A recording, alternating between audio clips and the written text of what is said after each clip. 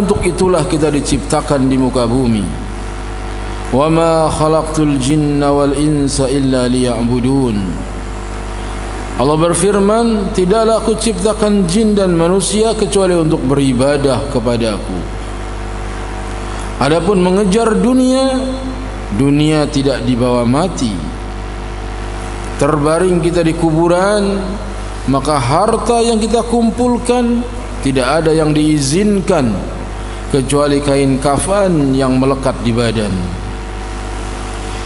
Kedudukan tinggi yang kita raih, jangankan mati, pensiun saja sudah enggak ada apa-apanya. Tidak ada lagi orang yang menghargai kita. Akan tetapi iman dan amal saleh itulah yang berguna. Berguna dalam kehidupan di dunia, berguna di alam kubur, dan berguna di akhirat dengan dimasukkan ke dalam surga. Maka tidak boleh capek, tidak boleh lelah. Artinya capek dan lelah tidak menghalangi kita untuk terus berjuang, untuk terus berdakwah, membela agama. Dan inilah inti dari kehidupan kita. Kebahagiaan, ketentraman ada apabila kita membela agama.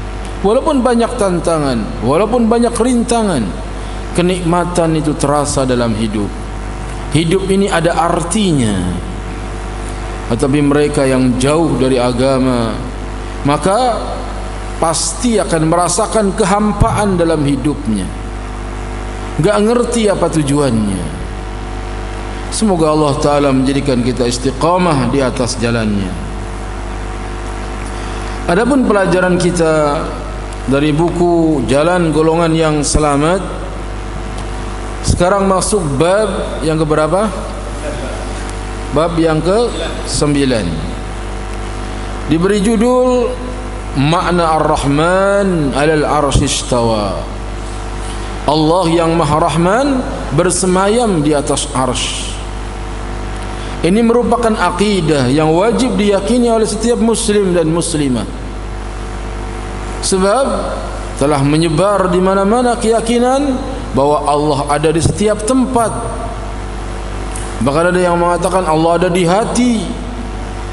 Ini semua menyalahi firman Allah dan sabda Nabi. Inilah dalil-dalil yang dikemukakan oleh Syekh Muhammad bin Jamil Zaino mengenai Allah yang Maha Rahman bersemayam di atas arsy. Banyak sekali ayat dan hadis serta ucapan ulama salaf, ulama terdahulu yang menegaskan ketinggian Allah, seperti yang kita baca dalam sujud, Subhana Rabbiyal A'la, Maha suci Allah yang maha tinggi. Yang pertama, surat Fatir ayat 10, Allah berfirman, Ilaihi yas'adul kalimut tayyibu wal amalu salihu yarfa'uh. Kepadanya lah kalimat tayyib, perkataan-perkataan yang baik naik, dan amal-amal yang saleh dinaikkan. Ini menunjukkan kalimat yang terucap pada manusia ada yang khabith, ada yang buruk, ada yang tayyib, ada yang baik. Kalimat tayyibah diantaranya adalah zikir, Subhanallah, Alhamdulillah, Allahu Akbar, La ilaha illallah, Astaghfirullah. Ini kalimat tayyibah. Membaca Al-Quran itu kalimat tayyibah. Amar ma'ruf nahi munkar itu kalimat tayyibah. Naik menunjukkan bahwasanya Allah Subhanahu wa taala ada di atas. Sebab kalau di bawah tentu turun, atau kalau di samping kanan dan kiri berjalan. Tetapi dikatakan naik, ini menunjukkan Allah Subhanahu wa taala ada di langit. Dalil yang kedua, surat Al-Ma'arij ayat 3 dan 4. Allah Subhanahu wa taala berfirman, "Dzil Ma'arij ta'rujul malaikatu war-ruhu ilaihi." Yang mempunyai tempat-tempat naik, Dzil Ma'arij. Malaikat-malaikat dan juga malaikat Jibril menghadap kepadanya, naik menghadap kepadanya. berarti Allah Subhanahu wa taala ada di atas, karena malaikat harus naik menghadap kepada Rabbul Alamin. Allah Ta'ala juga berfirman dalam surat Al-A'la ayat yang pertama, Sabbih isma rabbikal a'la, sucikanlah nama Rabbmu yang maha tinggi. Sucikanlah Allah dari segala sifat yang kurang. Sucikanlah Allah dari segala sifat yang buruk. Maha suci Allah dari sifat kekurangan. Allah tidak ngantuk, Allah tidak tidur, karena ngantuk itu sifat kurang. Makanya kalau ngaji jangan ngantuk, itu sifat kurang, apalagi tidur. Maka Allah berfirman, la ta'khudhuhu sinatu wala naum. Allah tidak disentuh ngantuk dan tidak juga tidur. Sebab kalau ngantuk berarti Allah kurang, punya kelemahan. Maha suci Allah itu yang maha tinggi. Ini menunjukkan kedudukan yang tinggi adalah kedudukan yang sempurna, yang mulia, dan menunjukkan Allah Subhanahu wa taala ada di tempat yang tinggi. Walaupun Allah taala juga turun ke langit dunia setiap sepertiga malam terakhir. Juga Allah taala berfirman dalam surat Taha ayat yang kelima, Ar-Rahmanu 'alal 'arsy istawa, yaitu Rabb yang maha pemurah bersemayam di atas arsy. Bersemayam yakni ala wartafa'a, naik dan tinggi di atas arsy. Di dalam kitab Tauhid, Imam Al-Bukhari menukil dari Abu Aliyah dan juga Mujahid tentang tafsir istawa, yaitu ala wartafa'a, berada di atas. Jadi arti istawa ini berada di atas.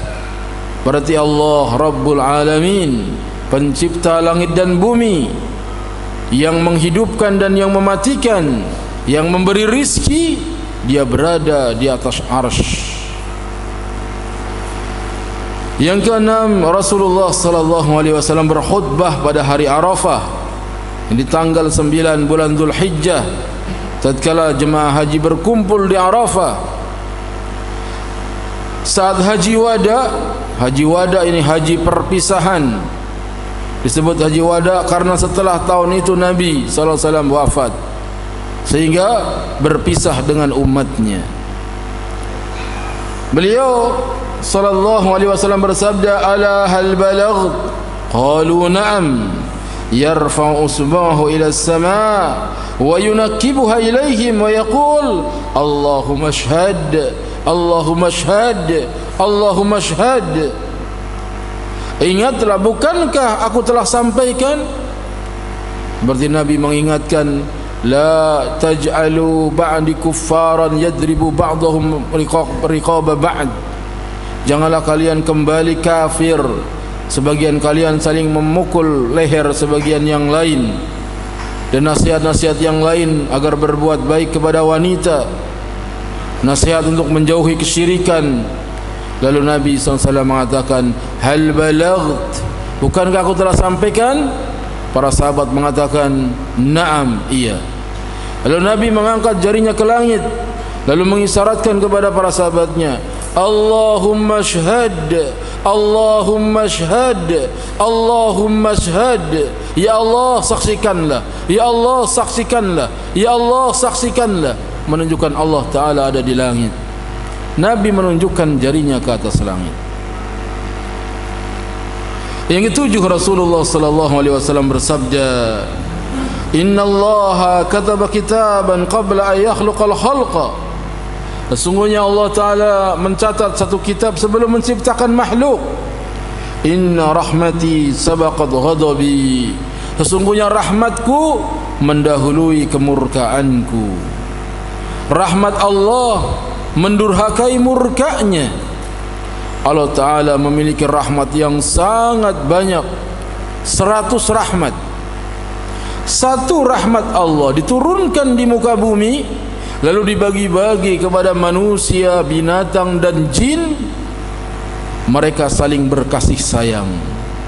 Sampai pun binatang buas mengangkat kakinya karena takut menginjak anaknya. Sayang kepada anaknya walaupun binatang buas. Itu baru satu rahmat Allah yang diturunkan di bumi.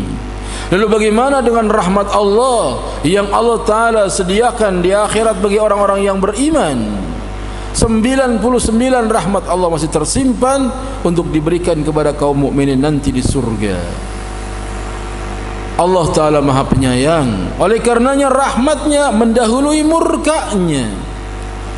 Seringkali kita melakukan perbuatan yang mendatangkan kemurkaan Allah. Nikmat-nikmat yang Allah berikan kepada kita, kita gunakan untuk dosa, kita gunakan untuk maksiat. Tetapi Allah Ta'ala tidak menghukumnya, sebab rahmatnya mendahului murkanya. Rahmat Allah mendahului murkanya. Banyak sekali dosa-dosa yang sudah kita kerjakan, tetapi Allah Ta'ala tidak memberikan hukuman. Bahkan Allah terus memberikan nikmat dan nikmat kepada kita, karena rahmat Allah mendahului murkanya.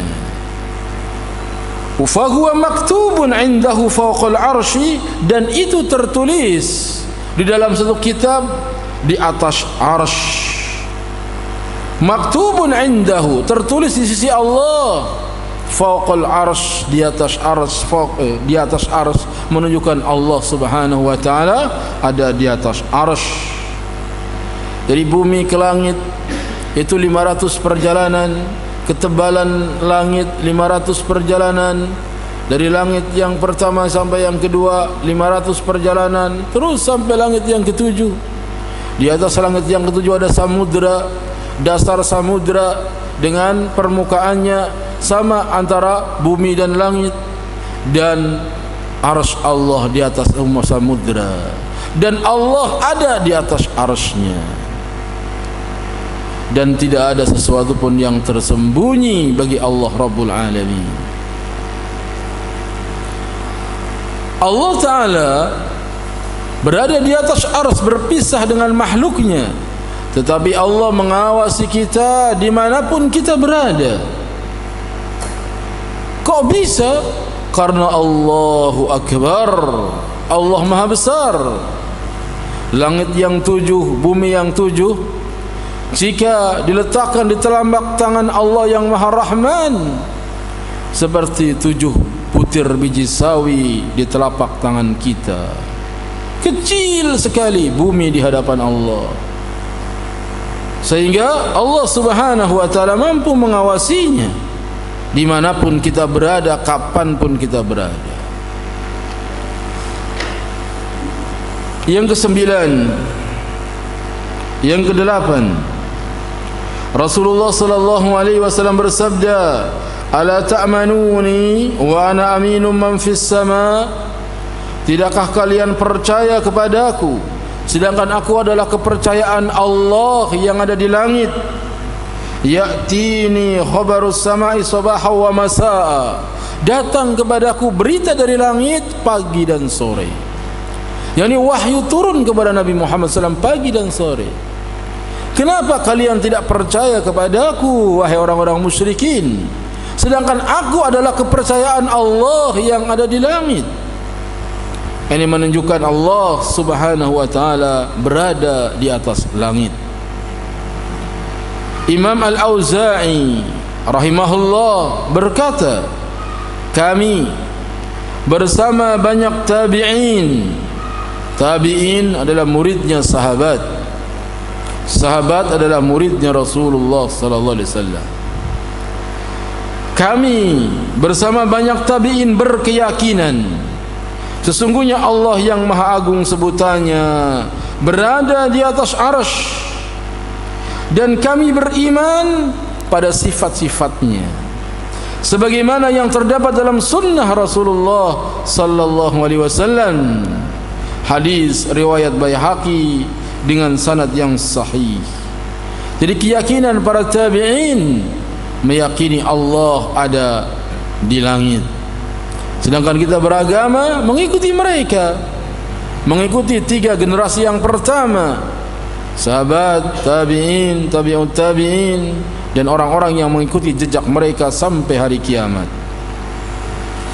Imam Syafi'i rahimahullah, imamnya bangsa Indonesia.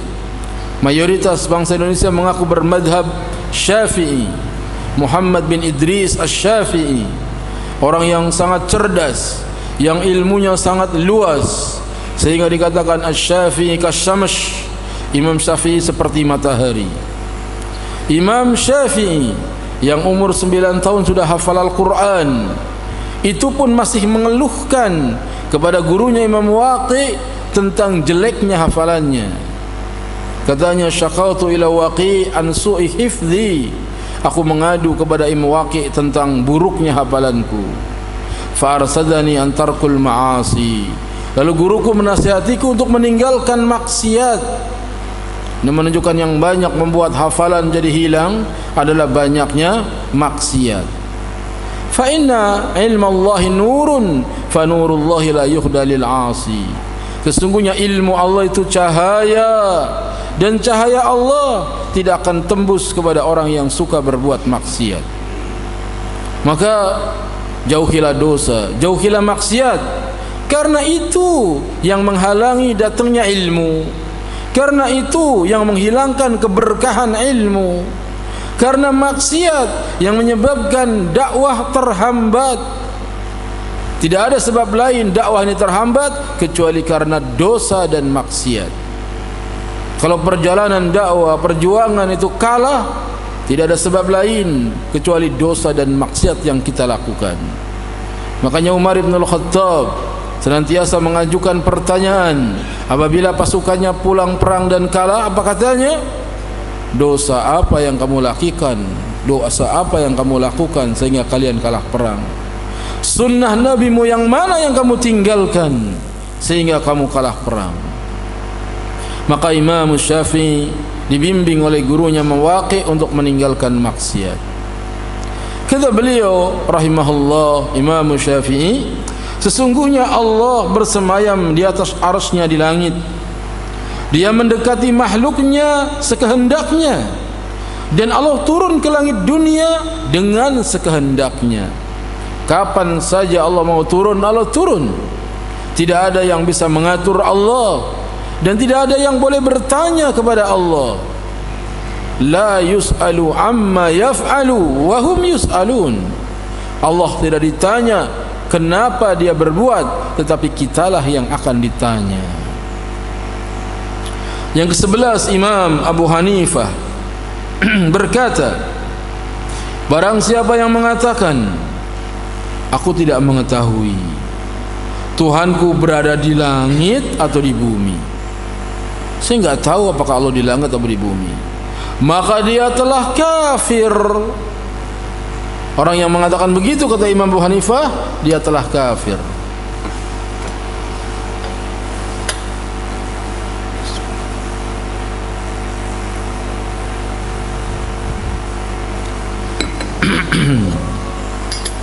Sebab Allah Subhanahu wa taala berfirman, Ar-Rahman 'alal 'arsy istawa. Allah yang Maha Pemurah bersemayam di atas arsy. Di atas arsy. Allah telah memberitahukan bahwa dirinya berada di atas arsy. Kemudian kita bilang, saya enggak tahu Allah itu ada di bumi apa di langit, maka dia kafir karena mengingkari ayat ini. Arsy Allah berada di atas 7 langit. Jika seorang berkata bahwasanya Allah berada di arsy, tapi dia mengatakan aku tidak tahu apakah arsy itu berada di bumi atau di langit, maka dia telah kafir, sebab dia mengingkari bahwa arsy berada di atas langit. Barang siapa yang mengingkari bahwa arsy berada di atas langit, maka dia telah kafir. Karena sesungguhnya Allah adalah paling tinggi di atas segala sesuatu yang tinggi. Dia dimohon dari tempat yang tertinggi, bukan dari tempat yang paling bawah. Keyakinan ini harus diyakini oleh semua madhab ahlu sunnah wal jamaah. Imam Malik, lihat Imam Al-Auza'i, Imam Syafi'i, Imam Abu Hanifah, Imam Malik ditanya tentang cara istiwa. Jadi Imam Malik sedang mengajar murid-muridnya, tiba-tiba ada yang bertanya, "Wahai Imam, Ar-Rahman 'alal arsy istawa." Allah yang Maha Rahman bersemayam di atas arsy. Kaifa istawa? Bagaimana cara istiwanya? Maka Imam Malik mengatakan, "Al-istiwa'u ma'lum wal kaifu majhul wal imanu bihi wajib was su'alu anhu bid'ah." Istiwa telah diketahui maknanya, yakni ala wartafa, berada di atas. Tentang bagaimananya tidak ada yang tahu, majhul. Mengimaninya wajib. Sebagaimana kita wajib beriman kepada Al-Quran, wajib beriman bahwa Allah berada di atas arsy. Karena ini nas Al-Quran. Dan menanyakannya bid'ah. Karena para sahabat tidak pernah bertanya bagaimana cara Allah bersemayam. Maka kita bertanya tentangnya adalah bid'ah. Maka usirlah tukang bid'ah ini. Suruh diusir muridnya Imam Malik dari majlisnya. Yang ke-13, tidak boleh menafsirkan istawa, bersemayam di atas arsy, dengan istaula, menguasai. Maksudnya Allah bersemayam adalah Allah menguasai arsy. Karena keterangan seperti ini tidak didapatkan dalam riwayat orang-orang salaf. Enggak ada salafus saleh mengatakan istawa adalah istaula. Bersemayam diartikan menguasai, tidak ada. Metode orang-orang salaf adalah lebih selamat, lebih ilmiah, lebih bijaksana. Istilahnya salaf itu aslam wa a'lam wa ahkam. Salaf itu lebih selamat, lebih bijaksana, dan lebih ilmiah.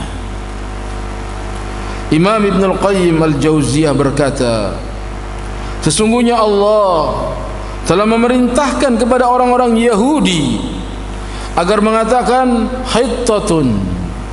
hittatun naghfir lakum khatayakum, yani ya Allah, ampunilah dosa-dosaku, hittatun, maka kami akan mengampuni dosa-dosamu. Tetapi mereka malah mengatakan hintatun, biji gandum, dengan niat membelokkan dan menyelewengkan maknanya. Disuruh minta ampun malah minta gandum. Ini Yahudi. Allah memberitahukan kepada kita bahwa Ar-Rahman 'alal arsy istawa, Allah bersemayam di atas arsy. Tetapi para tukang takwil menambahi kata istawa dengan huruf waw, huruf lam ditambahi dengan huruf lam, istaula. Harusnya istawa, habis waw langsung huruf ya atau huruf alif, di situ ditambah huruf lam, istaula.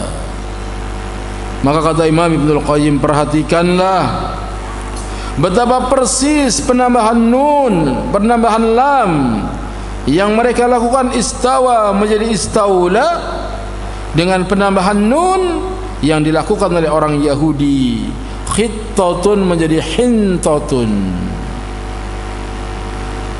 Yahudi menambahkan huruf nun, para tukang takwil menambahkan huruf lam. Berarti tukang takwil meniru-niru Yahudi, memalingkan makna yang sebenarnya kepada makna yang sesat. Di samping pentakwilan mereka dengan istaula, kalau kita katakan Allah Ta'ala menguasai istaula, ini merupakan pembelokan dan penyimpangan. Penakwilan itu juga memberikan asumsi atau anggapan bahwa Allah menguasai arsy dari orang yang menentang dan ingin merebutnya. Kalau dikatakan Allah menguasai arsy, berarti terjadi perang antara Allah dengan orang lain, kemudian kalah, dikuasai. Itu makna menguasai. Juga memberi asumsi bahwa arsy itu semula bukan miliknya, lalu Allah menguasai dan merebutnya. Maha suci Allah dari apa yang mereka takwilkan. Tidak ada yang memiliki arsy kecuali Allah. Arsy termasuk makhluk Allah yang pertama diciptakan selain Al-Qalam. Demikian juga Nabi sallallahu alaihi wasallam pernah didatangi oleh Muawiyah bin Hakam As-Sulami yang dia memiliki budak wanita yang kerjaannya mengembalakan kambing. Lalu dia datang kepada Nabi, "Ya Rasulullah, aku punya budak wanita yang kerjaannya mengembalakan kambing. Suatu hari kambingnya dimakan serigala, tetapi sayang aku memukulnya. Aku marah kepadanya, tetapi sayang aku memukulnya. Apa yang harus aku lakukan ya Rasulullah?" Lalu Nabi mengatakan kepada Muawiyah, "Datangkan budak wanita itu kemari." Didatangkan budak wanita itu di hadapan Nabi sallallahu alaihi wasallam. Lalu Nabi sallallahu alaihi wasallam bertanya kepada budak wanita, "Aina Allah?" Di mana Allah? Budak wanita itu menjawab, "Fis sama." Allah ada di langit. Lalu Nabi bertanya, "Man ana?" Siapa saya? Budak wanita itu menjawab, "Anta Rasulullah." Engkau adalah utusan Allah. Maka Nabi sallallahu alaihi wasallam bersabda, "Atiqha fa innaha mu'minah." Merdekakan wanita ini karena dia adalah seorang wanita mukmin. Jawabannya ketika ditanya di mana Allah, kemudian dijawab fis sama, dibenarkan oleh Nabi sallallahu alaihi wasallam. Sehingga kalau kita ditanya di mana Allah, wajib kita jawab fis sama, Allah ada di langit. Dan juga ini merupakan sunnah untuk bertanya aina Allah. Sunnah. Antum mengajar TPA, antum mengajar SD, tanya murid-murid antum, di mana Allah? Di mana Allah? Itu sunnah Nabi bertanya begitu. Kalau dia jawabnya salah, kita benarkan fis sama, Allah ada di langit. Bukan guru TPA, bukan guru SD, juga bukan dosen. Tanya sama istri. Dipulang ke rumah, tanya istri kamu, "Ma, Allah di mana?" "Apa? Allah di mana?" Ngapain nanya-nanya begitu? Ini sunnah Nabi. Ini sunnah Nabi. Tahu di mana? Kasih tahu, Allah ada di langit. Ajarin istrimu, ajarin anak-anakmu untuk meyakini akidah uluwillah, akidah kemahatinggian Allah Rabbul Alamin.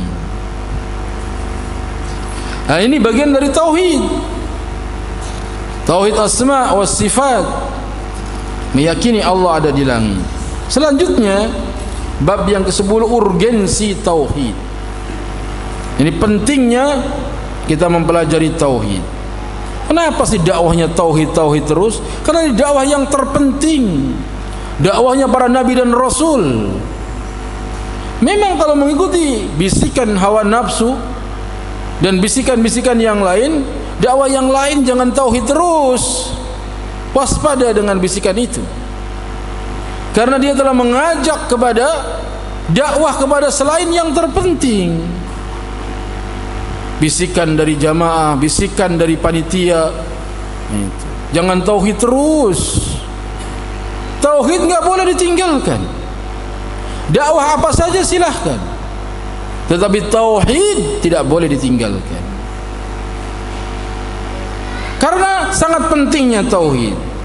Pertama, sesungguhnya Allah menciptakan segenap alam agar mereka menyembah kepadanya, agar mereka bertauhid. Wa ma khalaqtul jinna wal insa illa liya'budun. Dan tidaklah aku ciptakan jin dan manusia kecuali untuk menyembah kepada aku. Ini tujuan hidup kita. Bagaimana nggak penting? Kita ini bukan untuk yang lain diciptakan, untuk bertauhid. Allah mengutus para rasul. Ini semua rasul untuk menyeru semua manusia agar mengesakannya. Semua para rasul dakwahnya untuk mengajak manusia kepada tauhid. Walaqad ba'atsna fi kulli ummatin rasulan an i'budullaha wajtanibut taghut. Dan sungguh telah kami utus pada setiap umat seorang rasul agar menyeru manusia agar beribadah kepada Allah dan menjauhi taghut. Semua rasul. Al-Qur'anul Karim dalam banyak suratnya menekankan tentang arti pentingnya akidah tauhid, menjelaskan bahaya syirik atas pribadi dan jamaah, dan bahwa syirik merupakan penyebab kehancuran di dunia dan keabadian di dalam neraka. Syirik, kehancuran di dunia. Orang-orang yang berbuat syirik hancur dunianya, kemudian di akhirat kekal di neraka. Sebab Allah tidak akan mengampuni dosa orang yang berbuat syirik. Innallaha la yaghfiru ay yushraka bihi wa yaghfiru ma duna dzalika liman yasha. Sesungguhnya Allah tidak akan mengampuni dosa orang yang menyekutukannya, dan Allah mengampuni dosa-dosa yang lain yang Allah kehendaki. Ini pertama tentang pentingnya dakwah tauhid. Yang kedua, kenapa harus tauhid? Sebab semua rasul memulai dakwah ajakannya kepada tauhid. Jadi dai-dai, ustad-ustad yang dakwahnya meneladani Rasulullah, bukan meneladani politikus, bukan meneladani artis, bukan meneladani yang lain, tetapi meneladani para rasul. Dakwahnya adalah tauhid. Semua rasul memulai ajakannya kepada tauhid. Hal ini merupakan perintah Allah yang harus mereka sampaikan kepada umat manusia. Amanah dari Allah. Allah Subhanahu wa taala berfirman dalam surat Al-Anbiya ayat yang ke-25, "Wa ma arsalna min qablika min rasulin illa nuhi ilaihi annahu la ilaha illa ana fa'budun." Dan kami tidak mengutus seorang rasul pun sebelum kamu wahai Muhammad sallallahu alaihi wasallam, melainkan kami wahyukan kepadanya annahu la ilaha illa anna fa'budun, bahwa tidak ada Tuhan yang hak kecuali aku, maka sembahlah aku. Jadi semua rasul itu dakwahnya diawali dengan tauhid. Jadi kalau kita senang dakwah, dakwah apa yang kamu jalankan? Ya dakwah kepada Islam. Enggak, dakwah apa? Dakwah tauhid. Iya, dakwah tauhid. Itu. Kalau kita mau jadi panitia dakwah, mau berdakwah, dakwah tauhid dulu. Karena dakwah yang bukan tauhid niscaya tidak akan ada akarnya, tidak akan kokoh, tidak akan membuahkan hasil yang menyenangkan. Sudah dicoba berbagai dakwah di Mesir, di Aljazair, di mana-mana, di Indonesia. Jika dakwahnya bukan diawali dengan tauhid, tauhid bukan prioritas pertama, maka dakwah itu hanya seperti buih bagi air banjir yang gampang hanyut dan hilang.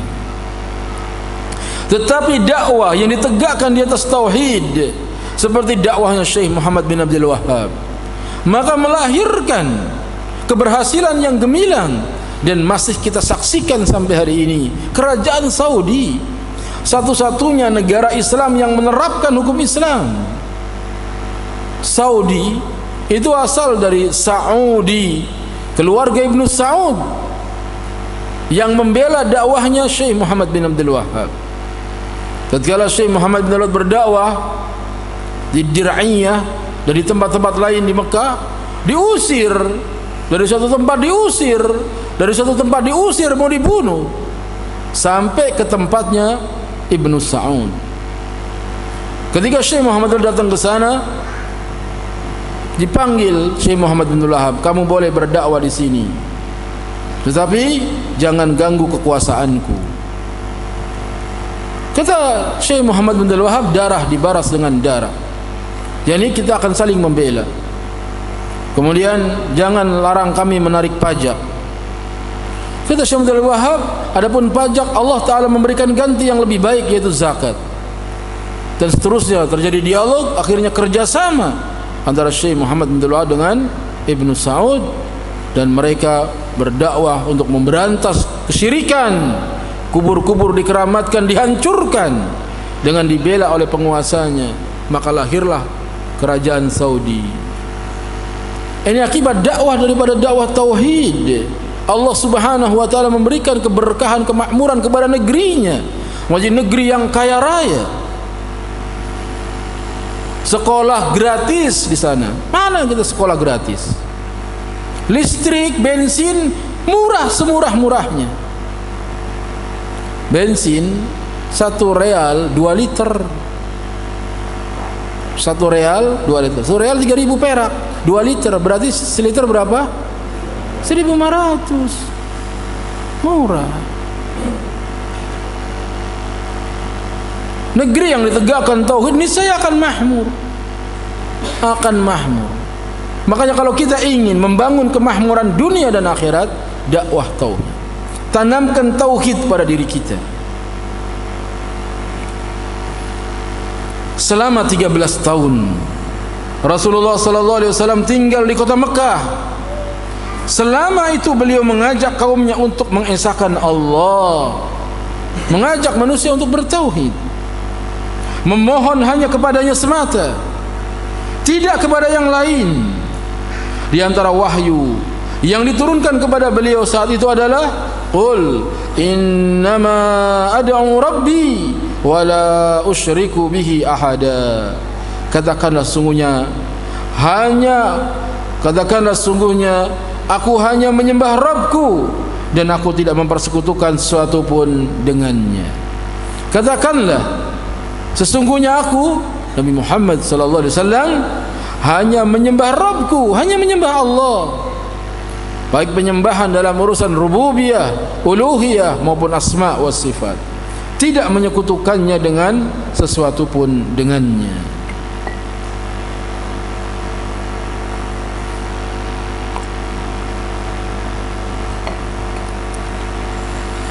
Rasulullah sallallahu alaihi wasallam mendidik para pengikutnya kepada tauhid sejak kecil. Sejak kecil, anak-anak kecil di zaman Nabi itu diajari tauhid, didakwahi akidah. Bukan ini anak kecil kita ajarin toharoh dulu, yang anak kecil kita ajarin fikih dulu, suruh bisa sholat dulu. Enggak. Anak kecil TPA itu ajari tauhid. Tentunya dengan bahasa yang dimengerti oleh mereka.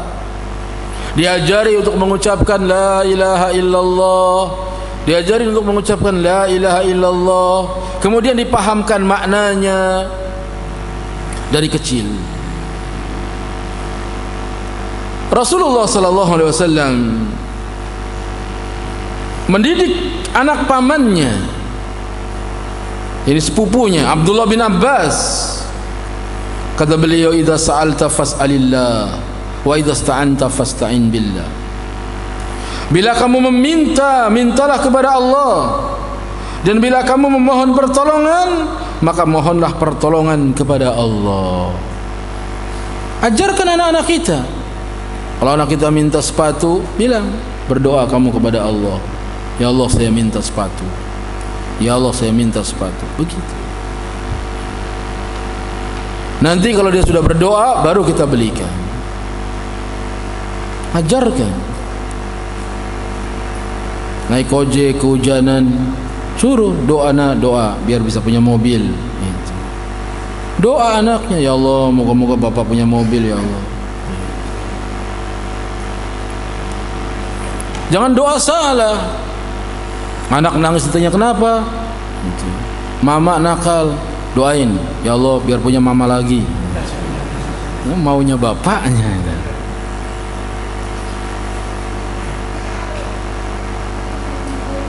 Sebab doa anak kecil bisa mustajab. Anak kecil nggak punya dosa, doanya makbul.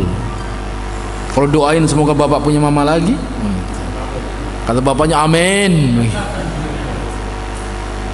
Saya kemarin dengar cerita begitu. Jadi anaknya lagi mainan apa gitu, ibunya masak, dipanggil ibunya, ma, nggak nyaut. Karena kesel anaknya, manggil maknya,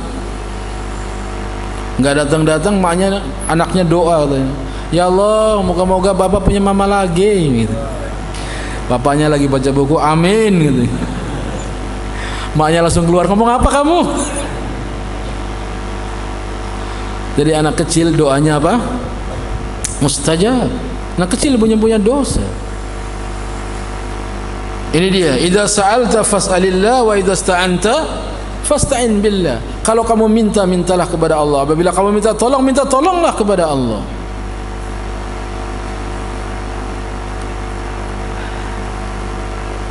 Sejak kecil diajari. Maka pendidikan yang ada sekarang akan kosong dari ketentraman dan ketenangan jiwa jika ditinggalkan dakwah tauhid. Tauhid inilah hakikat ajaran Islam yang di atasnya Islam ditegakkan. Pondasinya itu tauhid. Gak bisa kita bangun lantai 2, lantai 3 kalau lantai pertamanya nggak kuat, kalau pondasinya nggak kuat. Lihat ada anak dibangunin sholat kok susah, suruh puasa males, karena akidahnya keropos.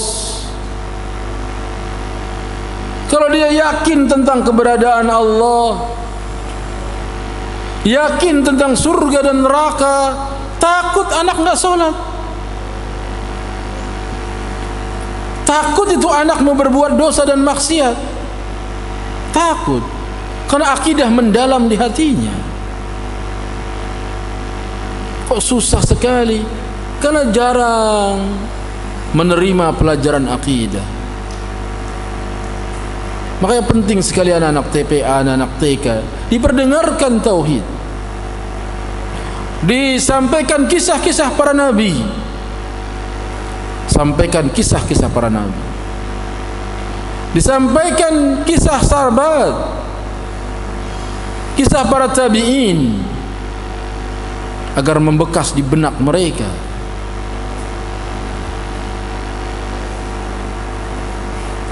Karena yang sekarang ada televisi yang ngajarin anak-anak kita. Padahal kabarnya Yahudi yang bikin televisi itu tidak boleh wanita hamil nonton TV selama hamil. Ini peraturannya orang Yahudi, beritanya begitu. Selama hamil, wanita hamil nggak boleh nonton TV karena merusak acaranya dan berpengaruh bagi janin yang ada di perutnya. Anak-anak mereka itu tidak boleh nonton TV kecuali 1 jam sehari semalam. 1 jam. Kita TV terus, yang nggak nonton 1 jam, pas tidur doang. Mereka membuat TV untuk selain mereka.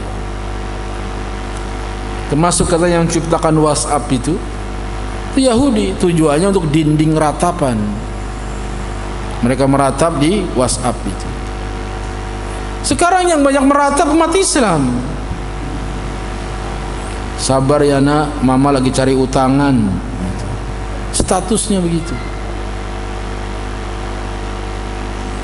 Ada yang statusnya sabar. Bapakmu nggak pulang-pulang. Ratapan di WhatsApp, status itu ratapan. Sehingga sibuk dengan itu WhatsApp, lupa membaca Al-Quran, lupa membaca buku-buku yang manfaat. Ajarkan sejak dini, sejak kecil akidah. Tauhid inilah hakikat ajaran Islam, yang di atas Islam, yang di atasnya Islam ditegakkan. Dan Allah tidak menerima seorang pun yang mempersekutukannya. semua ibadah batal apabila berbuat syirik. Allah Ta'ala berfirman, la in asrakta la yahbatanna amaluka wa la takunanna minal khasirin. Jika kamu berbuat syirik, batal semua amalmu dan engkau termasuk orang-orang yang merugi. Rasulullah SAW mendidik para sahabatnya agar memulai dakwahnya kepada umat manusia dengan tauhid. Rasulullah SAW mendidik para sahabatnya agar memulai dakwahnya kepada manusia dengan tauhid. Jadi kalau kita mau ikuti didikan Rasulullah SAW, awali dakwah dengan tauhid.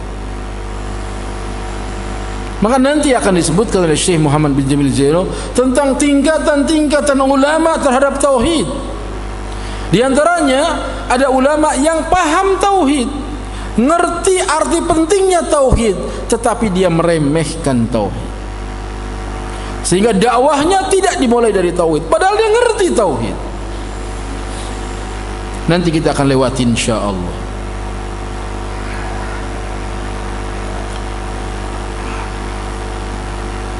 Ketika mengutus Mu'adz ibnu Jabal ke Yaman sebagai dai, Mu'adz bin Jabal, Nabi cinta sekali kepada Mu'adz bin Jabal.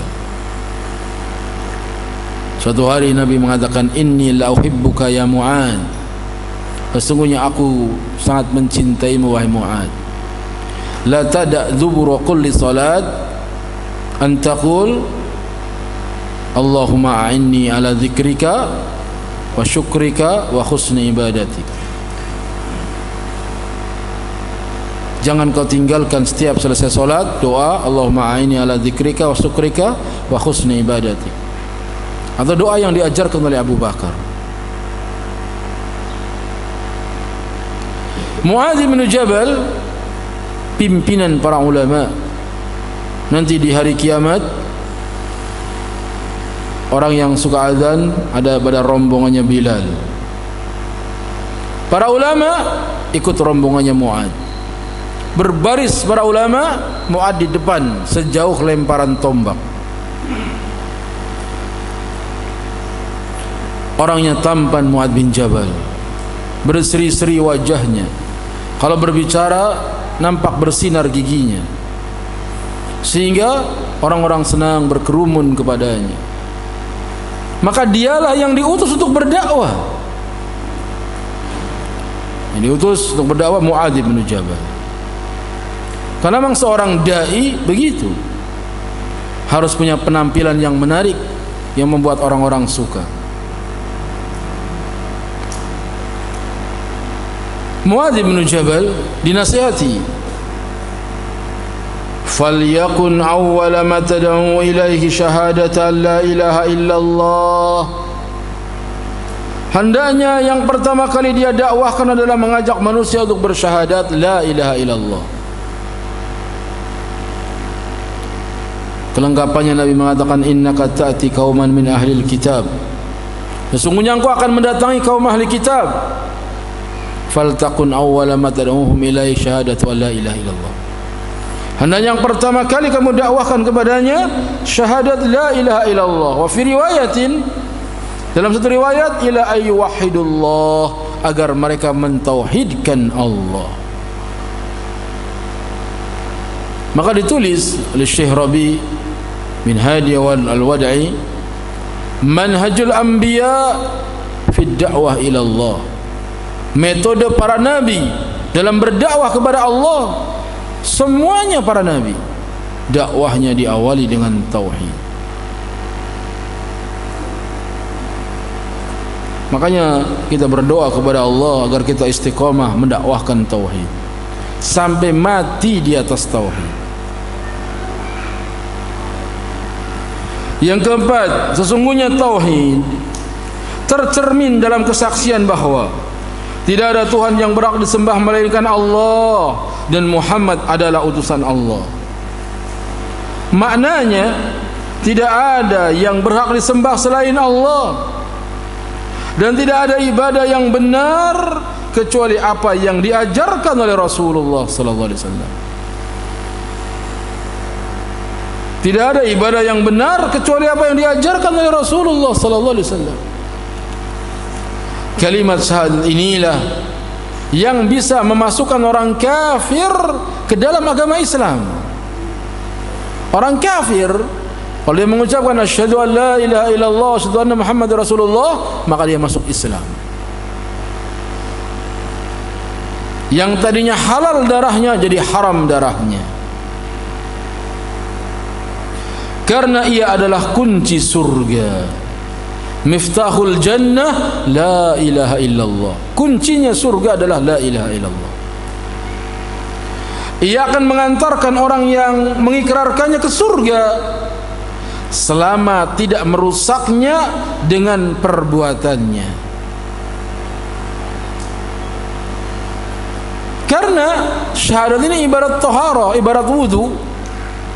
Orang wudu suci dari hadas.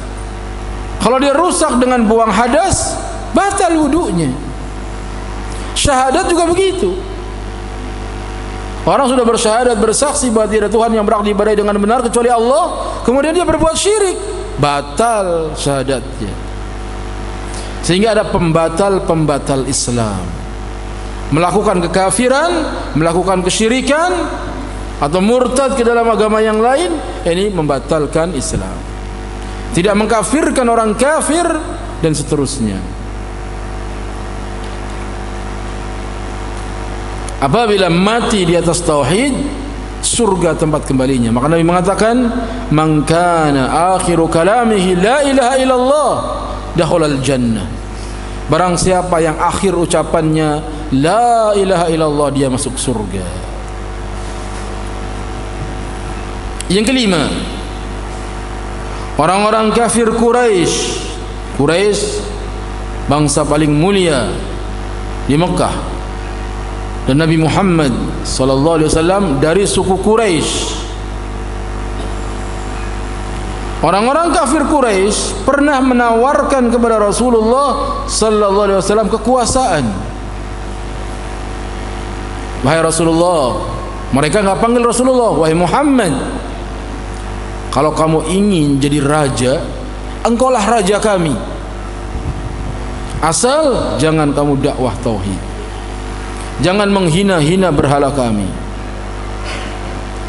Harta benda, wahai Muhammad, kalau engkau ingin kaya, kami akan kumpulkan harta kekayaan untukmu. Asal kamu jangan menghina-hina Tuhan kami. Istri ditawarkan sama Nabi. Kalau engkau ingin istri yang cantik, nanti dipilih wanita Quraisy, siapa yang paling cantik jadi istrimu. Asal kamu jangan menghina-hina berhala kami. Dan hal lain dari kesenangan dunia, tetapi dengan syarat beliau meninggalkan dakwah kepada tauhid dan tidak lagi menyerang berhala-berhala. Rasulullah sallallahu alaihi wasallam tidak menerima semua tawaran itu dan tetap terus melanjutkan dakwahnya. Jangan kira tawaran zaman sekarang juga ada. Ustaz, bisa nggak ngisi acara di televisi ini? Ya bisa, insya Allah. Kira-kira judulnya apa? Judulnya ya akidah yang pertama jika mereka tahu. Oh jangan akidah dulu. Ini untuk menarik perhatian. Itu. Dakwahnya jangan akidah dulu. Masalah silaturahmi lah, atau berbakti sama orang tua itu kan baik juga. Boleh ngisi tetapi ada syaratnya. Apa kata ustaznya? Baiklah, nggak apa-apa. Daripada nggak dakwah, nanti kan lama-lama kita isi tauhid juga. Begitu.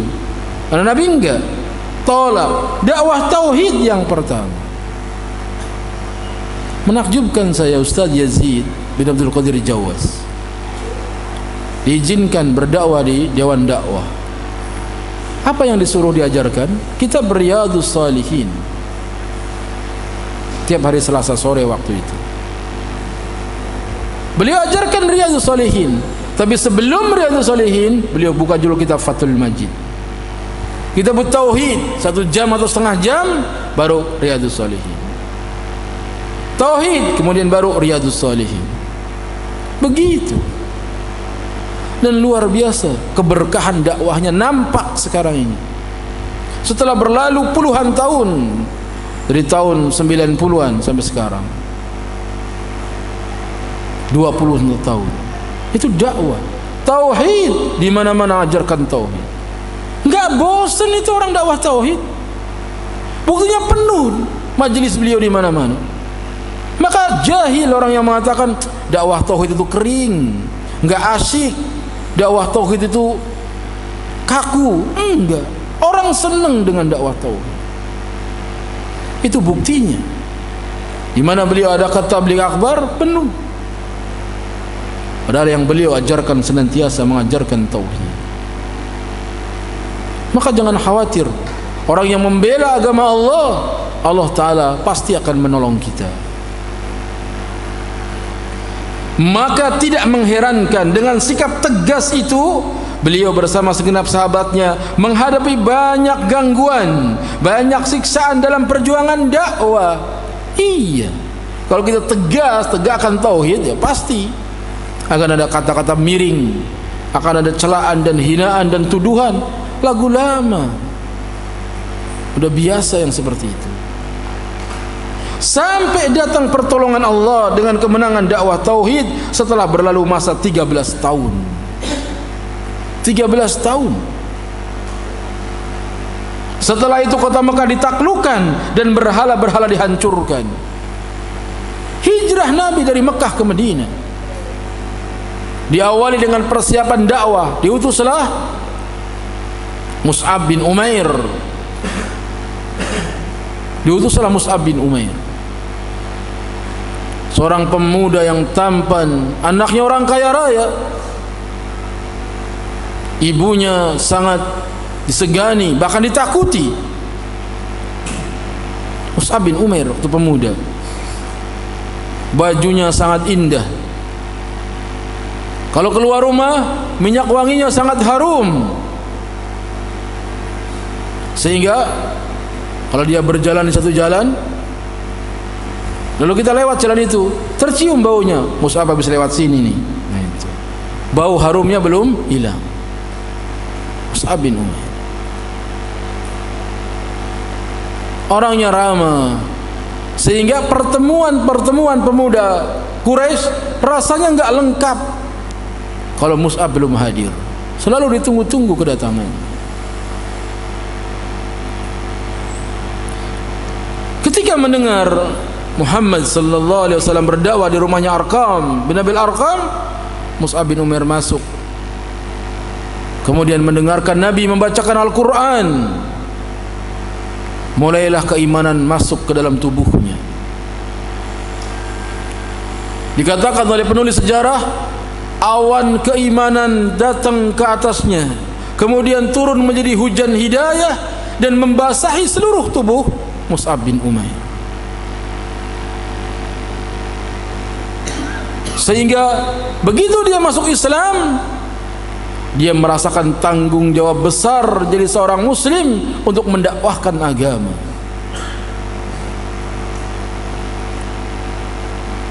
Satu kali temannya yang bernama Utsman melihatnya masuk ke rumahnya Arqam bin Abil Arqam, musyrikin. Satu kali melihat Mus'ab sholat di depan Ka'bah, maka lari menemui ibunya Mus'ab, memberitahu bahwa Mus'ab telah ikut agama Muhammad. Lalu marah ibunya, kaget luar biasa anaknya sudah ikut agama Muhammad. Kehinaan bagi bangsa Quraisy kalau ada yang ikut agamanya Muhammad. Maka dipanggillah oleh ibunya. Mus'ab takut, sekiranya gurun pasir yang harus aku lewati, sekiranya gunung tinggi yang harus aku daki, aku tidak gentar menghadapi. Tapi ini ibuku. Dia takut menghadapi ibunya. Maka ketika dipanggil sama ibunya, benar kau telah ikut agama Muhammad? Tinggalkan agama Muhammad. Jangan sekali-kali kau mencela-cela berhalaku, Tuhanku. Mus'ab mengatakan, wahai ibu, Tuhanku dan Tuhanmu adalah Allah. Langsung diangkat tangan ibunya, hendak ditamparkan ke mukanya. Tapi ibunya tidak tega menamparnya karena melihat wajahnya dan kejujurannya. Akhirnya Mus'ab dikurung, tidak boleh keluar rumah lagi. Dikurung oleh ibunya, nggak boleh ngaji lagi. Sampai terjadi peristiwa hijrah yang pertama ke Habasyah. Mus'ab berhasil mengelabuhi penjaganya, dia kabur ikut hijrah. Ternyata gagal. Hijrah pertama balik lagi, hijrah yang kedua balik lagi. Karena di Habasyah tidak mendapatkan penerimaan yang baik. Ibunya sudah tidak mau lagi memperhatikan Mus'ab. Jangankan memberikan bantuan, ibunya mengusirnya. Pergi engkau wahai Mus'ab, aku bukan ibumu lagi. Aku tidak ridho engkau menikmati nasi milikku. Makan aja nggak boleh, usir. Jadilah keadaannya menderita Mus'ab bin Umair. Datang kepada Nabi sallallahu alaihi wasallam bersama para sahabatnya dan memakai jubah yang ditambal dengan potongan kulit. Zaman dulu susah nyari kain. Robek kainnya, bilang, "Ada yang ada kulit." Ditembel. Para sahabat melihat Mus'ab menunduk malanya, menangis. Karena belum lupa dari ingatan mereka betapa Mus'ab, pemuda tampan yang harum baunya, bagus pakaiannya, sekarang kurus dan pakaiannya compang-camping. Maka Nabi sallallahu alaihi wasallam menatapnya dengan pandangan yang lain, bahwa dialah pemuda yang lebih memilih Allah dan Rasulnya daripada kemegahan dunia. Maka diutuslah Mus'ab bin Umair untuk berdakwah di Madinah. Karena kepandaiannya berdakwah, setahun kemudian Mus'ab datang kembali ke Mekah dengan membawa 70 orang yang telah masuk Islam, menghadap Rasulullah sallallahu alaihi wasallam. Sampai akhirnya Nabi pun hijrah ke Madinah. Sudah siap di Madinah orang-orang yang mau menampung Nabi sallallahu alaihi wasallam. Berkat dakwahnya Mus'ab bin Umair, para tokoh-tokoh Madinah masuk Islam. Usaid bin Khudair misalnya, Zurarah, kemudian Amr bin Jamuh masuk Islam di tangan Mus'ab bin Umair. Zurarah, pimpinan Bani Ashhal, ngobrol dengan Usaid bin Khudair. Pendatang baru itu semakin banyak pengikutnya dan mereka membodoh-bodohi rakyat kita. Kalau dia bukan sepupuku, aku yang akan mengusirnya. Hardik dia, usir dia. Sudah orang datang menemui Mus'ab yang lagi berdakwah, dari atas kudanya mengancam dengan tombaknya. Celaka engkau, engkau datang untuk membodoh-bodohi rakyat kami. Kalau kamu masih pengen hidup, pergi. Todong dengan tombak. Apa yang dilakukan oleh Mus'ab? Diancam dengan tombak seperti itu. Alangkah bagusnya kalau engkau turun dulu dari kuda, duduk, mendengarkan apa yang aku sampaikan. Kalau engkau berkenan, kamu bisa ikut bergabung. Kalau engkau tidak berkenan, aku akan pergi meninggalkanmu. Kata pimpinan suku itu, ini tawaran yang adil. Maka dia pun turun dari kudanya, kemudian duduk mendengarkan nasihat-nasihat Mus'ab bin Umair, dibacakan ayat-ayat Al-Quran. Terus belum lagi selesai ceramah, sudah nampak di wajah Zurarah atau pimpinan yang lain keislaman di wajahnya. Sampai akhirnya dia mengatakan bagaimana caranya agar masuk agama ini. Disambut dengan takbir Allahu Akbar, Allahu Akbar.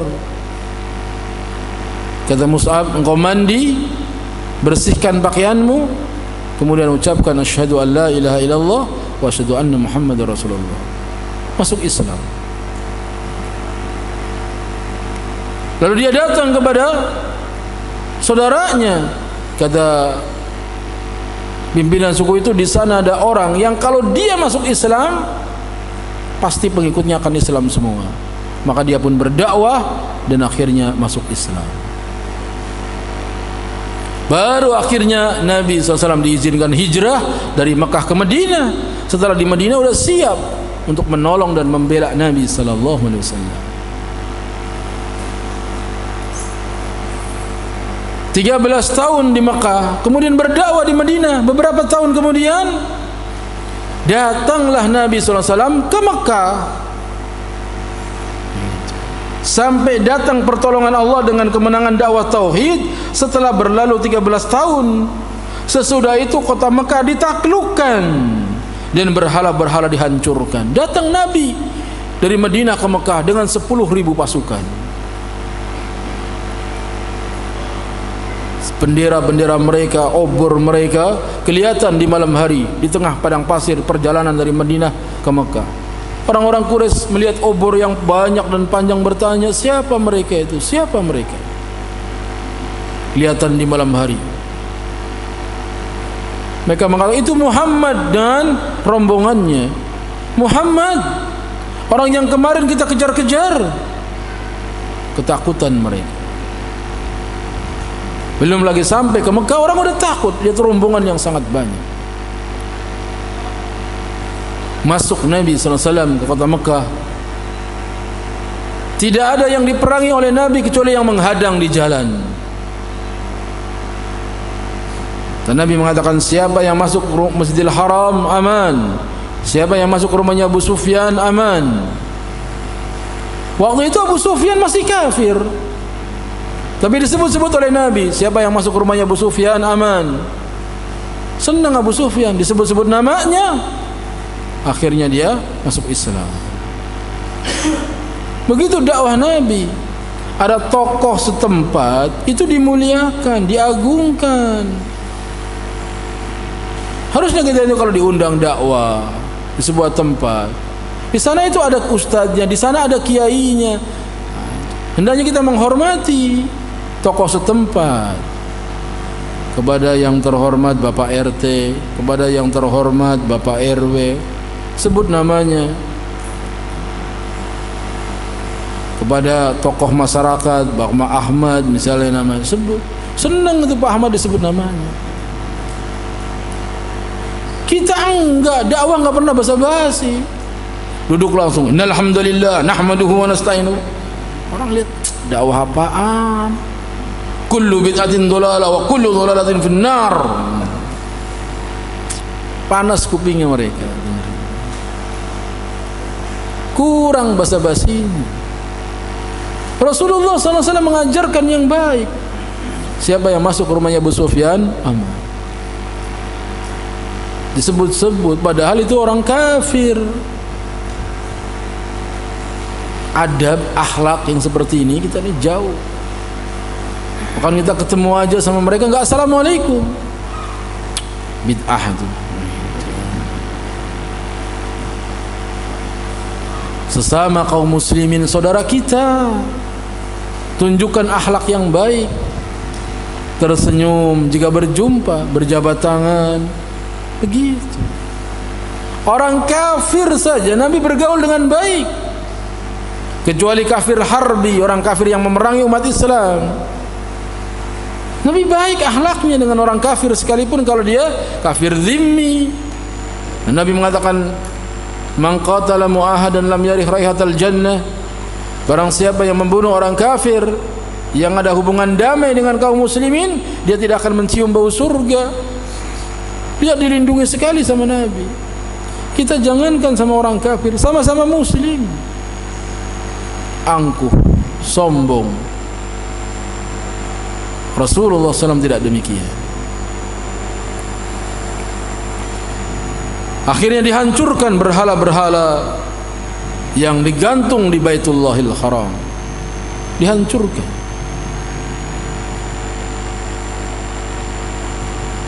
Bilal bin Rabah waktunya azan naik di atas tumpukan berhala-berhala,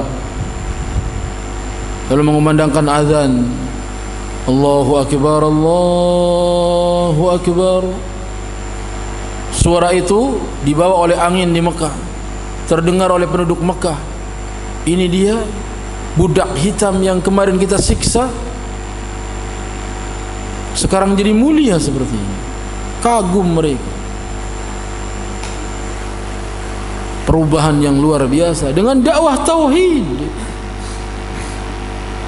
Coba misalnya antum dakwah di sebuah daerah, dakwah di Bekasi misalnya, dimusuhi, hijrah ke Depok.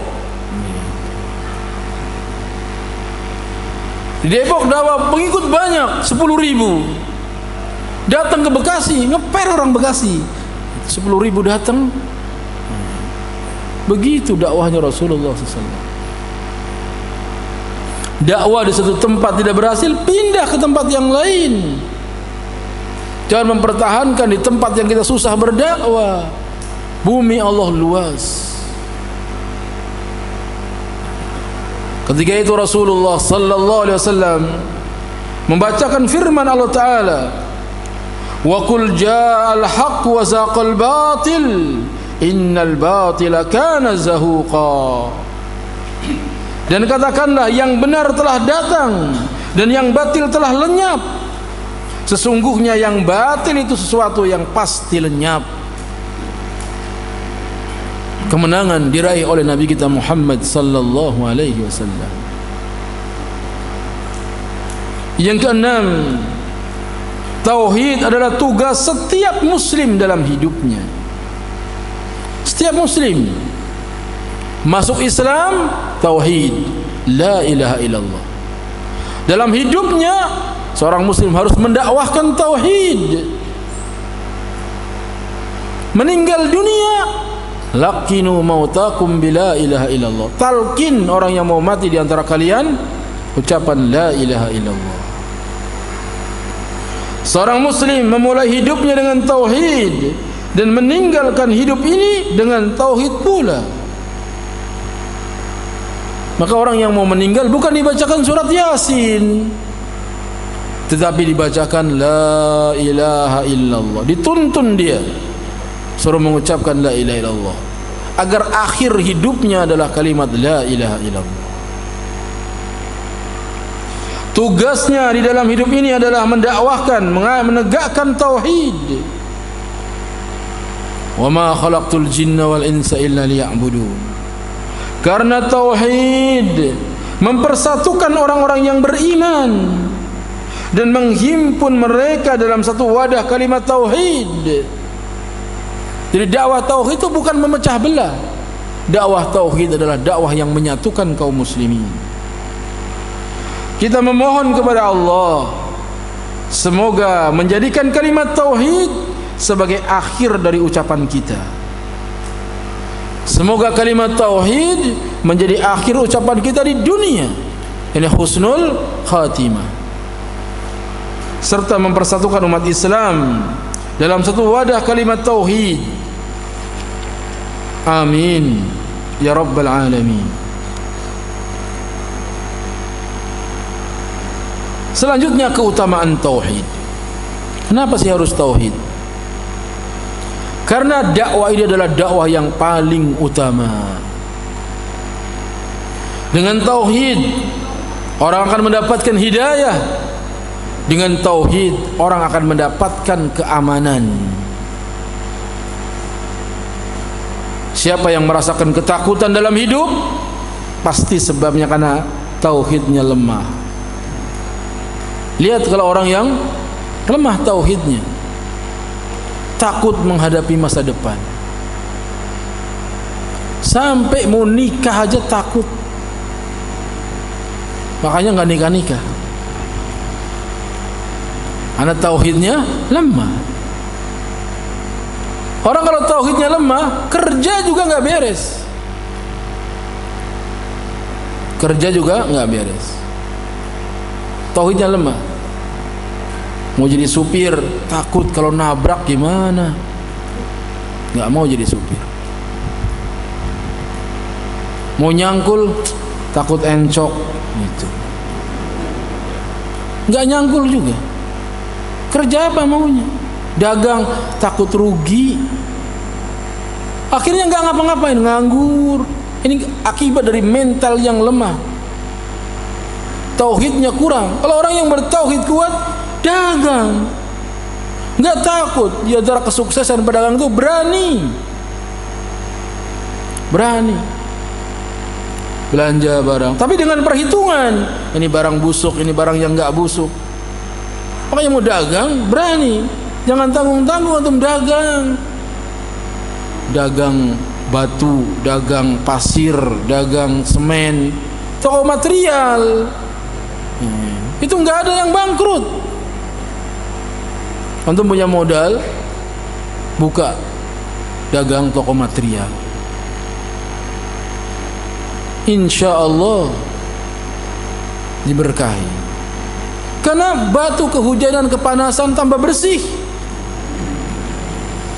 Nggak laku nih 2 bulan 3 bulan, harganya turun apa naik?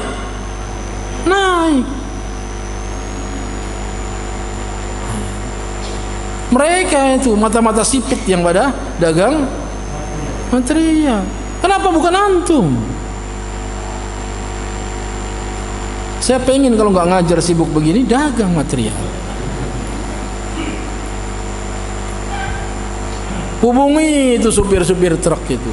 Itu ada kalanya orang kirim barang itu nggak bayar, sudah laku baru dibayar. Sebagiannya seperti itu. Jangan pikir, waduh, dagang begitu modalnya mana? Ini pengecut. Kalau suruh dagang pasti yang ditanyain apa? Modalnya mana? Selalu dagang material, dagang peralatan listrik, itu nggak akan bangkrut insya Allah asal benar mengelolanya. Karena harganya naik terus. Dagang kabel, lampunya, elektronik begitu terus. Karena orang butuh terus. Perhatikan dalam kehidupan. Jangan jadi orang yang tauhidnya lemah, takut mau dagang, takut rugi, mau ini, takut ini, takut ini. Para sahabat itu luar biasa, mengarungi samudra untuk berdagang. Perjalanan lewat gurun pasir yang resikonya dirampok di tengah jalan. Oleh karenanya pedagang itu dipuji pada saat itu. Karena dengan pedagang itulah orang bisa hidup. Gurun pasir di sana itu, gurun pasir. Itu kalau nggak ada pedagang yang dia mengambil makanan pokok dari negeri-negeri luar, di Mekah nggak ada nasi, nggak ada apa-apa. Siapa yang bisa menyampaikan makanan ke sana? Para pedagang. Karena kecintaannya kepada harta, kecintaan kepada dunia, lupa resiko yang berat. Naik kapal tenggelam di tengah lautan, nggak pikir itu. Nggak pikir takut tenggelam. Jadi pikir untung nih, duit nih. Orang yang bertauhid dia tidak merasa takut. Allah berfirman, alladzina amanu wa lam yalbisu imanahum bidzulmin ulaika lahumul amnu wa hum muhtadun. Orang-orang yang beriman dan tidak mencampur adukan iman mereka dengan kezaliman, yaitu syirik, Mereka itulah orang-orang yang mendapatkan keamanan, dan mereka itulah orang-orang yang mendapatkan petunjuk. Aman hidupnya di dunia, tenang. Makanya orang yang bertauhid, jangankan nikah takut, enggak takut, nambah juga enggak takut. Gitu. Maksudnya nambah usaha maksudnya.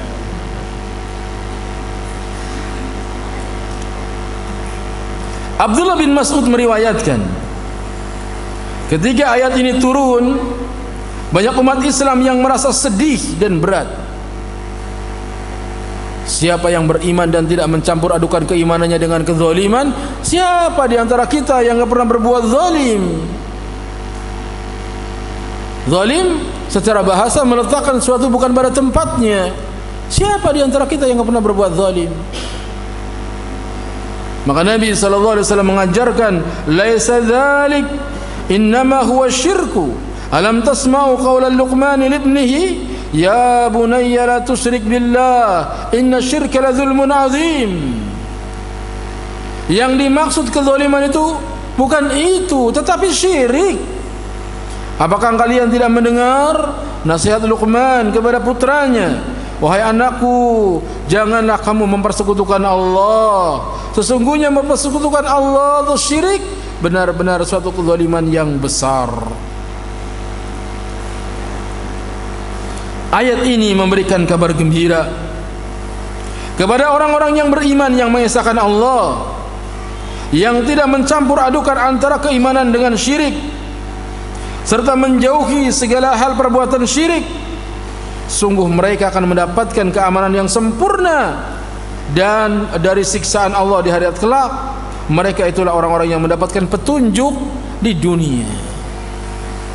Rasulullah SAW bersabda, al-imanu bid'un wa sittuna syu'bah. Iman itu ada 60 cabang lebih. Ibarat iman itu pohon, cabangnya banyak. Fa'afdaluha qawlu la ilaha illallah. Yang paling utamanya dari cabang keimanan adalah tauhid, la ilaha illallah. Wa adnaha imatatul adza 'anit tariq.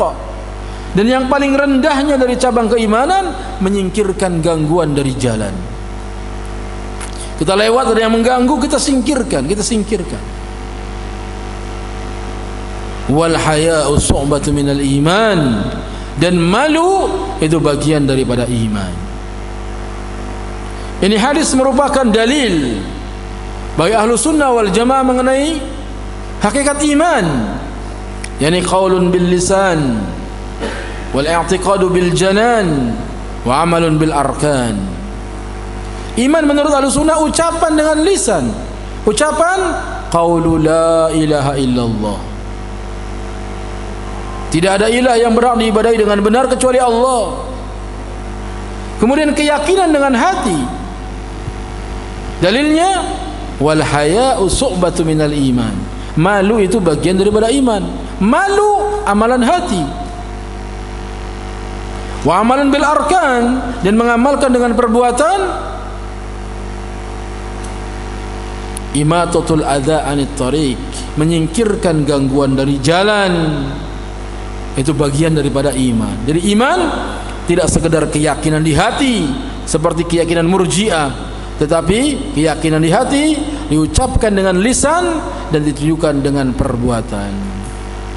Maka orang yang beriman seperti itu, bertauhid seperti ini, dia akan mendapatkan petunjuk di dunia dan akan merasakan keamanan di dunia juga di akhirat.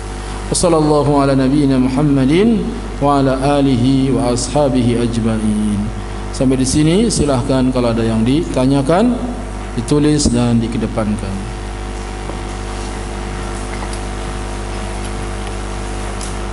Ada pertanyaan Ustaz. Bolehkah mentalkin dengan kata Allah saja? Karena kalimat la ilaha illallah terlalu panjang. Bolehkah mentalkin orang yang mau meninggal dunia Allah, Allah, Allah? Tidak boleh. Karena Nabi SAW tidak mengajarkan lafaz zikir Allah tidak ada. Tapi yang Nabi ajarkan Allahu Akbar, Subhanallah, La ilaha illallah. Enggak ada Allah. Zikir sufi, seperti zikirnya orang sufi, yang mereka berzikir seperti orang mainan mobil-mobilan. Afdalul dzikri fa'lam annahu la ilaha illallah. Masuk gigi 1. Kemudian la ilaha illallah, la ilaha illallah, gigi 2. Gigi 3, la ilaha illallah, la ilaha illallah, la ilaha illallah. Udah gigi 3 dia ngebut. Kalau udah masuk gigi 4, illallah, illallah, illallah, illallah doang.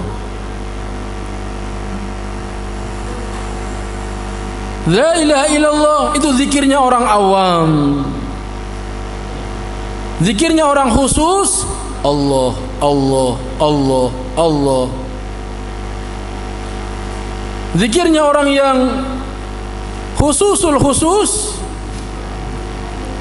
huwa, huwa, huwa, huwa. Artinya dia ingat Allah.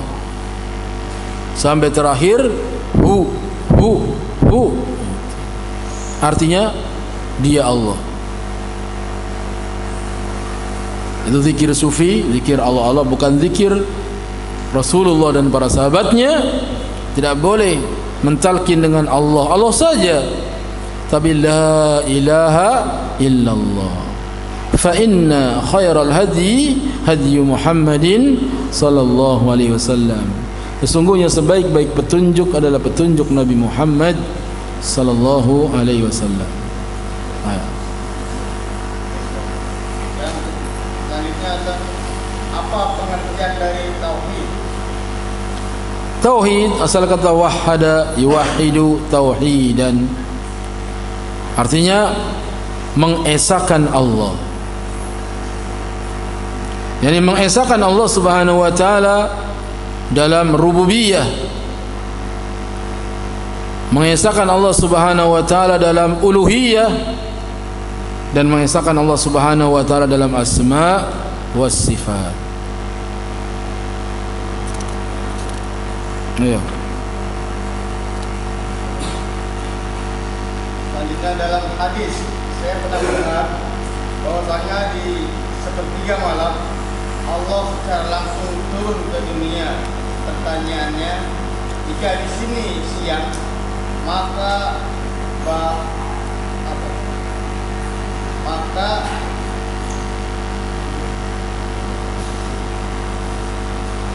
iya, saya paham pertanyaannya. Allah Ta'ala turun ke langit dunia sepertiga malam terakhir.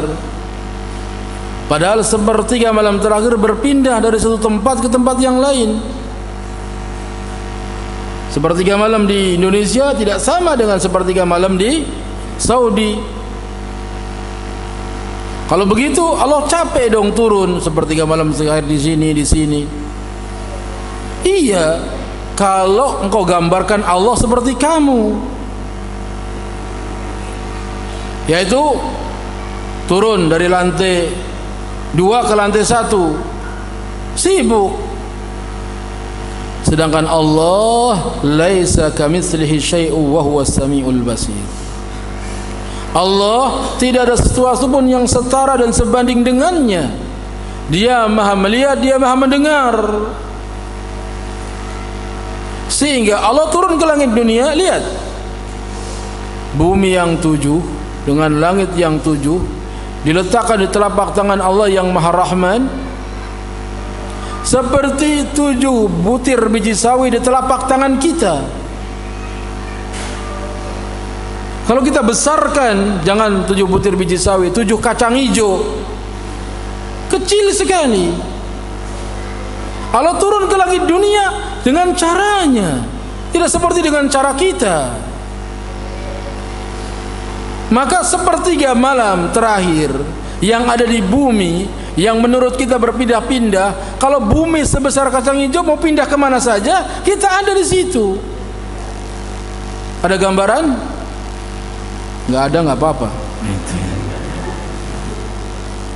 Seperti itu. Allahu Akbar, Allah Maha Besar. Tidak bisa digambarkan Allah seperti manusia. Itulah salahnya pemahaman, karena menggambarkan Allah dengan makhluk. Nggak sama. Teruskan. Tadinya istri yang suaminya meninggal, kemudian istrinya nikah lagi, apakah nanti di surga tidak ketemu sama suami yang pertama?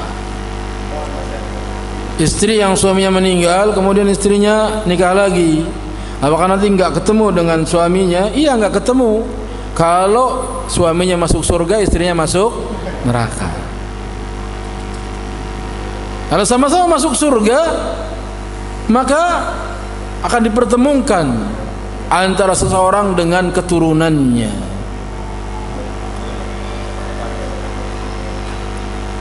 Yang jadi masalah, istri yang pertama saleh, baik, nikah lagi dengan istri yang kedua, suami yang pertama saleh, suami yang kedua tidak saleh.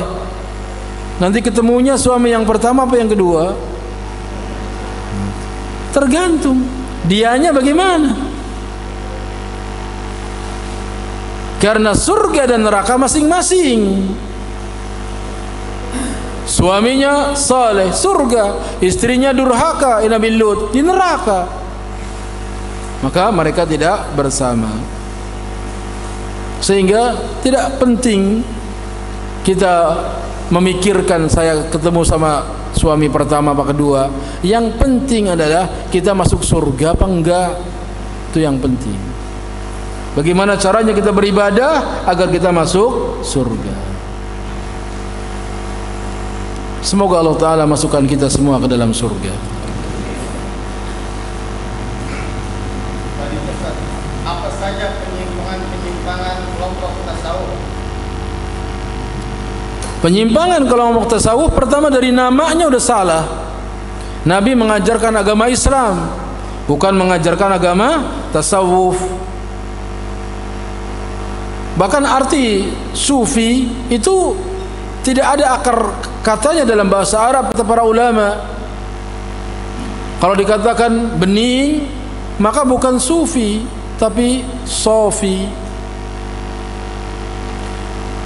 Di antara definisi mengenai orang sufi adalah mereka menggunakan kain suf, yakni kain yang terbuat dari wol. Itu pun salah, harusnya sufi atau lain-lain, dijelaskan oleh ahli bahasa. Maka definisi yang jelas ketika ditanya apa itu sufi, sufi adalah firqatun dolalatun. Sufi itu aliran sesat, sudah. Kok bisa sesat-sesatin saja? Karena menyimpang dari ajaran Rasulullah sallallahu alaihi wasallam. Semua ajaran yang menyimpang dari ajaran Rasulullah sallallahu alaihi wasallam adalah ajaran yang sesat. Di mana kesesatannya aliran-aliran sufi itu? Di antara yang pertama, mereka beragama dengan mimpi-mimpi. Sedangkan yang benar beragama itu berdasarkan Al-Quran dan As-Sunnah, bukan berdasarkan mimpi. Contoh neo-sufi yang ada di akhir zaman, Jemaah Tabligh, itu muncul karena mimpinya Muhammad Ilyas Al-Kandahlawi, yang dia bermimpi bertemu dengan Nabi di Ka'bah Baitullah. Dia lagi tawaf, katanya bertemu dengan orang tinggi besar, dikerumuni orang, ternyata adalah Muhammad sallallahu alaihi wasallam. Dan Nabi Muhammad berpesan kepada dia agar menyebarkan tarekat Naqsabandiyah. Maka diadakanlah kampanye besar-besaran di India untuk menyebarkan tarekat Naqsabandiyah. Ini awal mula dari munculnya sufi modern atau neo-sufi yang dikenal dengan Jemaah Tabligh. Beragama berdasarkan mimpi. Di antara ajaran sufi yang sesat lagi adalah harus taat kepada mursyid, seperti mayat yang dimandikan.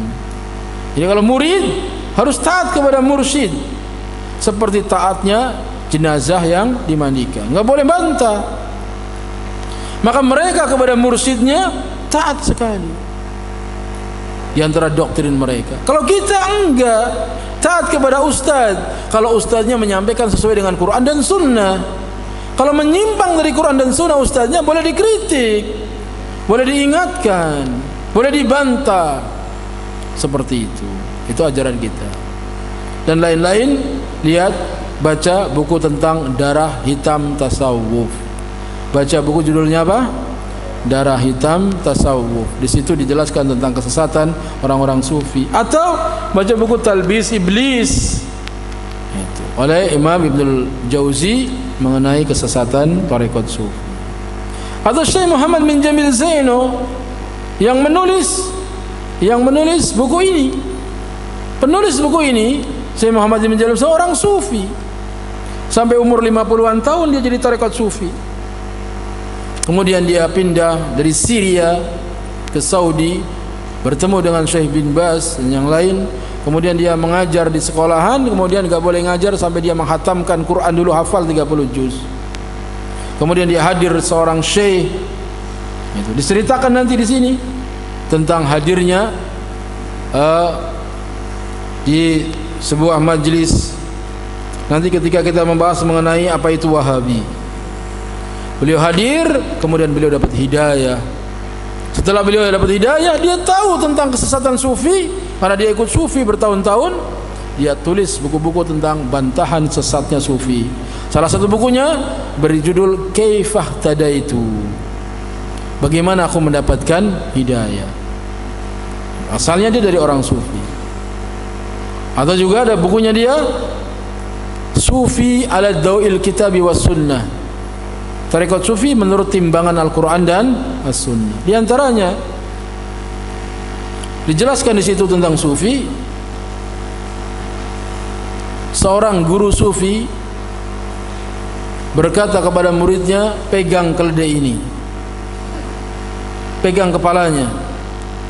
Lalu keledai itu disetubuhi oleh sufi. Kalau muridnya enggak mau, dia langsung gelosor, jatuh.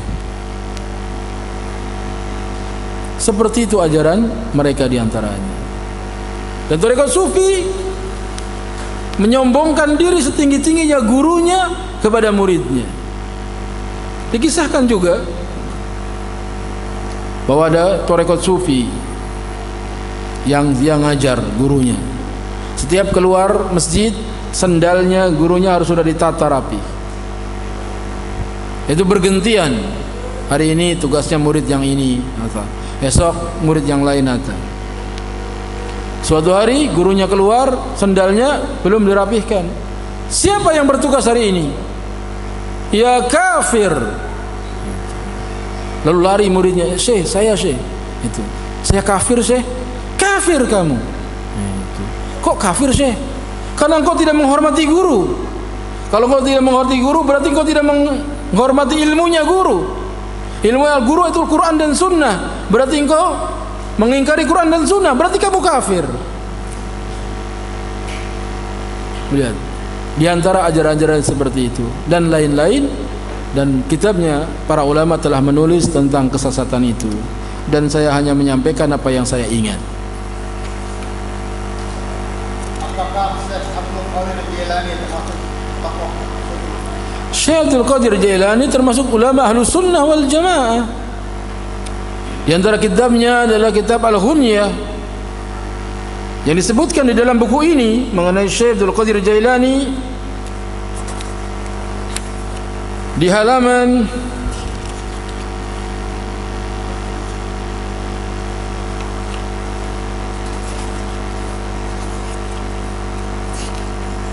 berapa? Syekh Abdul Qadir Jailani mengatakan bahwa mereka Ahlus Sunnah wal Jamaah. Ketika menjelaskan awal-awal pembahasan buku ini,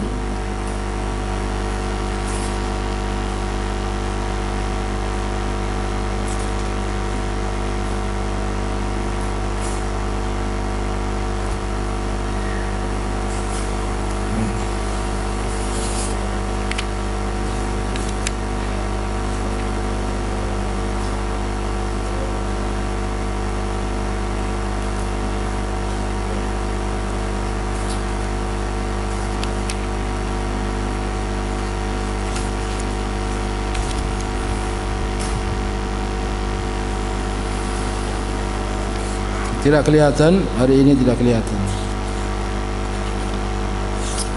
Untuk melihat di bab 1 sampai bab 4 itu ada perkataan Syekh Muhammad bin Jamil Zaino menukil dari bukunya Syekh Abdul Qadir Jailani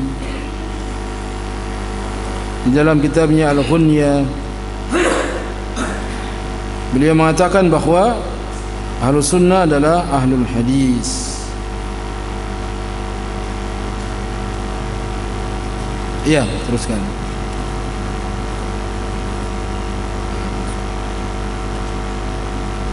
Selanjutnya, jika kita salat subuh pada suatu masjid dan imamnya membaca doa qunut, apakah perlu mengangkat tangan dan mengaminkan ketika imam membaca qunut?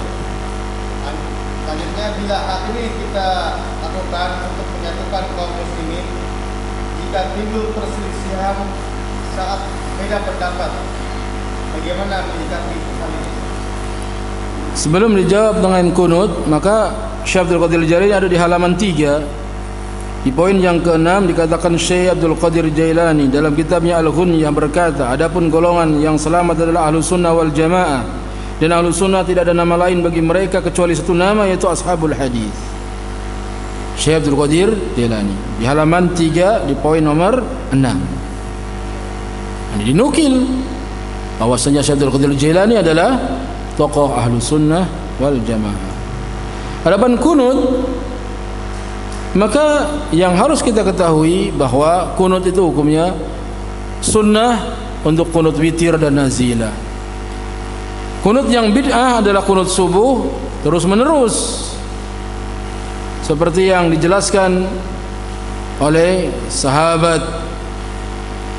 Anda bisa baca dalam kitab Bulughul Maram di nomor 328 mengenai seorang sahabat yang ditanya oleh anaknya, wahai ayah, engkau salat di belakang Rasulullah, Abu Bakar, Umar dan Utsman, afakanu yaqnutu fil fajri? Qala ay bunayya muhdats. Engkau salat di belakang Rasulullah, di belakang Abu Bakar dan Umar, apakah mereka kunut subuh? Maka bapaknya mengatakan, wahai anakku, itu adalah bid'ah. Ay bunayya muhdats. Hadisnya dihasankan oleh Syekh Albani.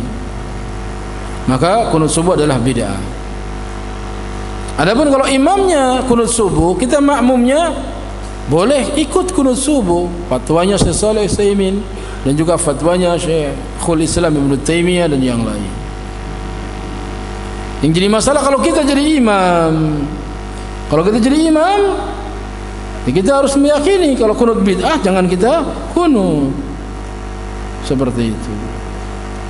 Tapi kalau imamnya yang kunut subuh, kita di belakangnya, boleh kita mengangkat tangan mengaminkannya. Apalagi kalau kita enggak mengaminkan, misalnya kemudian kita diusir dari lingkungan situ, timbul fitnah, maka enggak apa-apa kita mengangkat tangan. Akan tetapi kita harus yakin bahwa kunut subuh itu hukumnya apa? Bid'ah.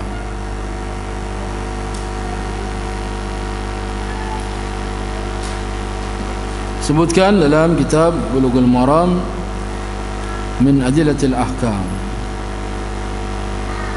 Baterainya habis. Silakan. Tadinya, apakah surga dan neraka saat ini ada penghuninya?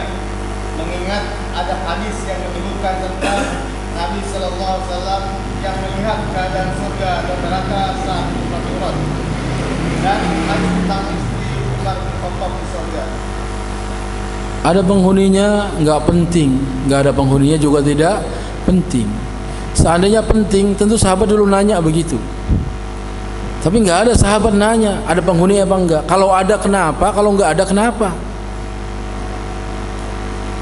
Coba apa fungsinya nanya begitu? Ini termasuk pertanyaan yang enggak ada gunanya. Pertanyaan sahabat, ya Rasulullah, bagaimana caranya agar saya masuk surga dan dijauhkan dari neraka? Itu pertanyaan sahabat.